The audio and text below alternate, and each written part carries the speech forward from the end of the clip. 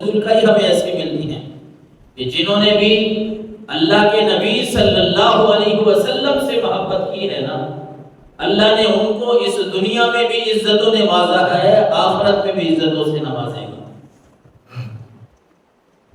لیکن محبت جو ہے وہ خالی باتوں کا یا کھوکھلے دعووں کا نام بھی تو نہیں ہے۔ اطاعت رسول، اطاعت مصطفیٰ، حضور تاجدار کائنات صلی اللہ علیہ وسلم کی اطاعت کرنا، حکم کو ماننا۔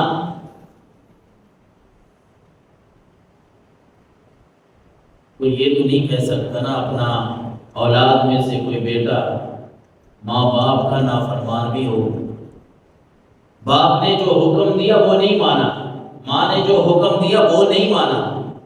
لوگوں کو یہ تو کہتا پھرتا ہے کہ میں اپنے ماں باپ سے بڑی محبت کرتا ہوں۔ اچھا، لوگوں کو پتہ چلے گا کہ یہ تو وہ آدمی ہے، وہ انسان ہے کہ جو اپنے ماں باپ سے بڑا ظلم کرتا ہے، نافرمان ہے، محبت کا دعویٰ کرتا ہے، ہماری محفلوں میں آ کے کہتا ہے میں اپنی ماں باپ سے بڑی محبت کرتا ہوں، تو لوگ کیا کہیں گے؟ لوگ کہیں گے نہیں یار، یہ محبت کے ویسے جھوٹے دعوے کرتا ہے، یہ اپنے ماں باپ سے محبت نہیں کرتا۔ اگر اپنے ماں باپ سے محبت کرتا تو اپنے ماں باپ کا کہنا مانتا، کیونکہ محبت کی دلیل ہے اطاعت، تعمیل، حکم کو ماننا۔ سب سے بڑی جو محبت کی دلیل ہے نا مسلمانوں کے پاس، وہ یہی ہے کہ جو مسلمان اللہ کے نبی کی اطاعت کرتے ہیں نا، وہی محبت میں سچے ہیں۔ آیت مقدسہ کا جو حصہ پڑھا ہے نا سورہ انفال کی آیت ہے، پہلی ہی آیت سورۃ انفال کی، اس میں اللہ تبارک و تعالیٰ نے فرمایا وَأَطِیعُوا اللَّهَ وَالرَّسُولَ إِن كُنتُم مُؤْمِنِینَ۔ ایمان کے ساتھ ایمان کو اللہ تبارک و تعالیٰ نے اپنی اور اپنے رسول کی اطاعت کے ساتھ معلق فرما دیا، یعنی فرمایا اگر مسلمان ہو نا، مومن ہو، اگر ایمان والے ہو تو پھر یاد رکھو اللہ کی بھی اطاعت کرو، اللہ کے رسول کی بھی اطاعت کرو، اللہ کا بھی حکم مانو، اللہ کے نبی کا بھی حکم مانو۔ آج ہم نے دیکھنا ہے کہ کیا ہم ان باتوں میں سچے ہیں کہ نہیں۔ ہم اطاعت رسول، محبت رسول کا تو ہم کہتے ہیں، کیا اطاعت رسول بھی ہمارے اندر پائی جاتی ہے کہ نہیں؟ آج اسی پہ قرآن مجید کی آیات اور احادیث مبارکہ کے حوالے سے کہ صحابہ کرام نا ہمارے پاس بہت بڑی دلیل ہے۔ دلیل اس بات پہ ہے کہ صحابہ کرام نے اللہ کے نبی صلی اللہ علیہ وسلم کی محبت میں اطاعت کیسے کی۔ وہ لوگ محبت کرتے تھے نا حضور کے ساتھ، وہ لوگ محبت کرتے تھے، لیکن ان کی اطاعت کا عالم کیا تھا؟ اللہ اور اللہ کے رسول کی اطاعت وہ کیسے کرتے تھے؟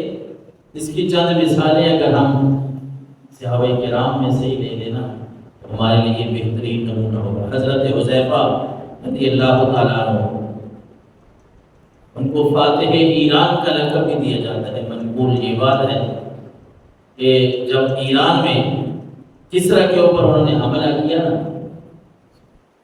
کسریٰ کا بادشاہ تھا اس وقت، اس علاقے کو سپر پاور کہا جاتا تھا، پوری دنیا میں جو سب سے زیادہ طاقت بادشاہوں کے پاس تھی وہ کسریٰ کے تھے۔ حضرت حذیفہ کو بلایا گیا مذاکرات کے لیے۔ اب بات کو سمجھیے گا، ایک طرف انہیں فاتح ایران کہا جاتا ہے حضرت حذیفہ کو، اور ایک طرف جب انہیں مذاکرات کے لیے بلایا جاتا ہے کہ آؤ بات چیت کریں، جنگ بعد میں کرنا، لڑنا بعد میں، کچھ باتیں سن لیں۔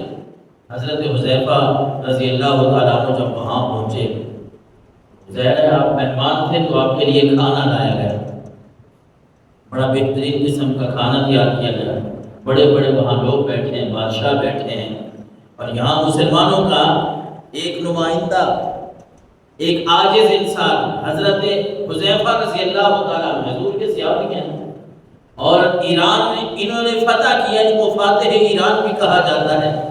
اب اگلی بات بڑی غور طلب ہے کہ صحابہ کرام حضور تاجدار کائنات کی محبت میں کیسے اطاعت کرتے تھے. ان کی محبت کی اور اطاعت کی جو مثالیں ہیں وہ ہمارے لیے مشعل راہ ہیں.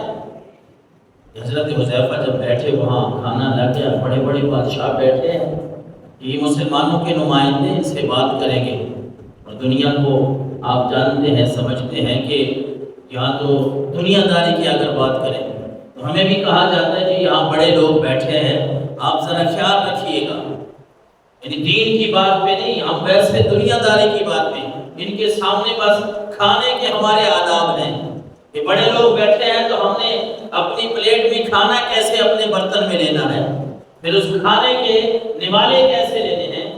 یہ ہماری سوچ ہے. صحابہ کرام کی کیا سوچ تھی؟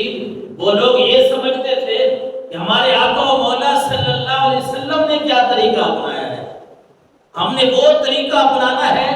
چاہے دنیا کے بادشاہوں کے سامنے بیٹھے ہیں، ہم نے اپنے رسول صلی اللہ علیہ وسلم کی سنت کو اجاگر کرنا ہے. دنیا کی سپر پاور کسرا کے سامنے بادشاہ بیٹھے، حضرت حذیفہ رضی اللہ تعالیٰ عنہ کے ہاتھ سے نوالا جو ہے وہ گر گیا زمین کے اوپر. حضرت حذیفہ رضی اللہ تعالیٰ عنہ نے وہ نوالا اٹھانے کی کوشش کی، نیچے ہاتھ کرنے لگے. جو ساتھ صاحب بیٹھے تھے انہوں نے کوہنی ماری اور کہا حذیفہ یہ کیا کرنے لگے ہیں، اور بڑے بڑے بادشاہ بیٹھے ہیں، اس طرح ہم کریں گے؟ ہم نیچے سے نوالا اٹھا کے اگر کھائیں گے تو یہ بادشاہ سمجھیں گے کہ یار ان لوگوں کو یہ کچھ نہیں ہے، یہ نیچے سے کھانے اٹھانے والے لوگ ہیں، یہ نوالا گرا ہوا رہنے دیں. لیکن حضرت حذیفہ رضی اللہ تعالیٰ عنہ کے ذہن میں تو سرکار دو عالم کی وہ حدیث آ رہی تھی نا، وہ سنت آ رہی تھی کہ آپ نے فرمایا اگر کوئی نوالا، کوئی رزق زمین کے اوپر گر جائے، اگر وہ کھانے کے قابل ہو تو اس سے مٹی جھاڑ کے اس کو کھا لیا جائے. حضور کی یہ تربیت تھی.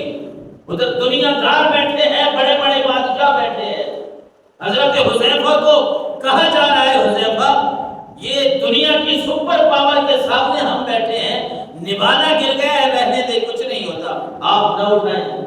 حضرت حذیفہ کو جب یہ دنیا کی بات سمجھائے گی، بڑا تاریخی جملہ حضرت حذیفہ نے کہا، بڑا ہی تاریخی جملہ بولا. حضرت حذیفہ رضی اللہ تعالیٰ عنہ فرمانے لگے اترکو سنت رسول اللہ لہؤلاء الحمقى، مجھے یہ بتاؤ کہ ان احمقوں کی وجہ سے، ان بے وقوفوں کی وجہ سے میں اپنے نبی کی سنت کو چھوڑ دوں، میں اپنے نبی کے طریقے کو چھوڑ دوں ان دنیا داروں کی وجہ سے، ان کبیروں کی وجہ سے. اللہ اکبر. وہ نوالا اٹھایا اور اس کو صاف کر کے کھا لیا. وہ لوگ سمجھتے تھے ہمیں سبق دے گئے، درس دے گئے ہیں، دنیا میں جتنی بھی ترقی کر جاؤ نا تم ترقی سمجھو گے، لیکن یاد رکھو کہ تمہاری ترقی اس میں ہے کہ تم سرکار کی غلامی میں آ جاؤ. مسلمانوں کو یہ صحابہ کرام درس دے گئے ہیں، سبق دے گئے ہیں. یہ دنیا کے معاملات ہے، فلاں دیکھ رہا ہے، فلاں بیٹھا ہے، ان کے سامنے میرے بیٹھنے کے آداب ایسے ہونے چاہیے، ان کے سامنے میرے گفتگو کا انداز ایسا ہونا چاہیے، میرے کھانے کا انداز ایسا ہونا چاہیے. لیکن صحابہ کرام نے سمجھایا کہ لوگوں بات دنیا کی نہیں ہے، جہاں بھی بیٹھو نا تم یہ دیکھو کہ میرے نبی نے مجھے بولنے کا طریقہ کیا سکھایا ہے. جہاں بھی بیٹھو تم یہ دیکھو کہ دنیا کو نہ دیکھو، بادشاہوں کو نہ دیکھو، تم یہ دیکھو کہ سرکار دو عالم صلی اللہ علیہ وسلم نے مجھے کھانے کے کیا آداب سکھائے ہیں، مجھے گفتگو کے انداز سرکار دو عالم نے کیا دکھائے ہیں، کیا سمجھائے ہیں. جب تم سرکار کی غلامی اور اطاعت میں آ جاؤ گے، رب تمہیں دنیا میں بھی عزت سے نوازے گا، آخرت سے بھی عزت دے گا. اللہ اکبر. اور یہ بڑی سادہ سی باتیں ہیں، لیکن شاید کہ وہ ہم آج کل ان باتوں کو سمجھتے نہیں ہیں. ہمارے یہاں دنیا ہی دیکھی جاتی ہے، بس یہ دیکھا جاتا ہے کہ فلاں بڑے کی محفل میں بیٹھے ہیں، فلاں دیکھ رہا ہے، یعنی دین کو آگے ہم نہیں کرتے.